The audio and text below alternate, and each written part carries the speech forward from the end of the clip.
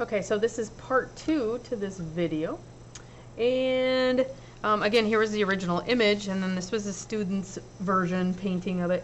Now what they had to do is they had to paint the blue background first, and they had to allow that to dry for a day, class period, and then they came back and put the tree trunks on, and then they did a dabbing motion with their paintbrush to apply the leaves and allowing the sky to kind of filter through the leaves. And here's another one. Again, here's the original image. This is the student's version of it. And so keep in mind it doesn't have to be exactly the same, because this Leonid Afremov, he lots of times puts characters or figures, people in his images. So there's that person right there, and the student that was in here left the person out.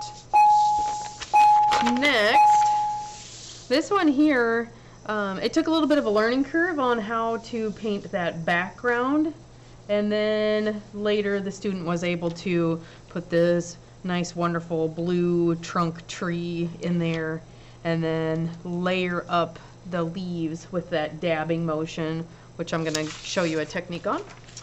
And here's this one. So I have a lot of different examples of these throughout the years that students have done. And we've got a couple more here. Here's the original. And then this was the same student. It took them a couple of tries because they didn't really like how this yellow turned out there. They realized that they needed to have a little more of the underlying color showing through.